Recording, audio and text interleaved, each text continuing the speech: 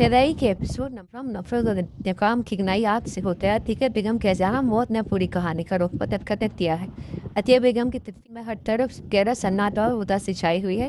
اعراز بٹی پر بیٹھی مٹی سے لپٹی کپڑوں پر خاموشی سے رو رہی ہے۔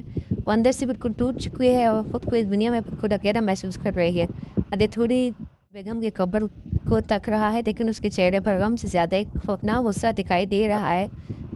وہ مٹھیاں بینچے کے ساتھ خود سے کہتا ہے کہ سمجھ نہیں آتا اس سے ایسا کون سے گناہ ہوا ہے جس کی وجہ سے اس زندگی میں کوئی رشتہ راز نہیں آتا۔ جب اسے لگنے لگتا ہے کہ سب ٹھیک ہو رہا ہے وہ ایک پل میں سب کچھ بکھرے جاتا ہے۔ وہ میرار کے پاس دینے کے بجائے نفرت سے بڑی آواز میں قسم کھاتا ہے کہ جس نے اس کی زندگی کو اس حال تک پہنچایا وہ اسے کبھی معاف نہیں کرے گا اور انہیں تباہ کر رکھے گا۔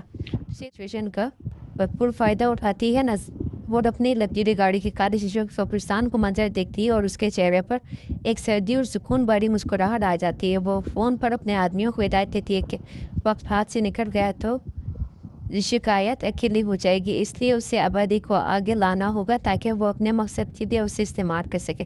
کچھ دیر بعد ایلیا ہمدرد بن کر میرار کے گھر پہنچ جاتی ہے۔ میرار ضمیر اور انجان عورت کو اپنے سامنے دیکھ کر تھوڑی خوفزدہ اور ڈیفینسو ہو جاتی ہے۔ ایلیا بہت مٹھاس اور مقناطیسی آواز میں اس سے قریب بیٹھی ہے کہ میں جانتی ہوں کہ اس حال میں تمہارے لیے پہلی ملاقات میں کسی پر یقین کرنا بہت مشکل ہے، لیکن میں تمہیں ایک بات کے انشورنس دے سکتی ہوں کہ اگر اس وقت تمہارے گرد کوئی سچا بشر ہے تو وہ صرف میں ہوں۔ وہ میرار کو یقین دلاتی ہے کہ وہ شاہ نواز خان اور ان کے خاندان کے خلاف اس کے ساتھ دے گی۔ میرار جو اس وقت سہارے کی لیے ترس رہی ہے ایلیا کی باتوں میں آنے لگتی ہے۔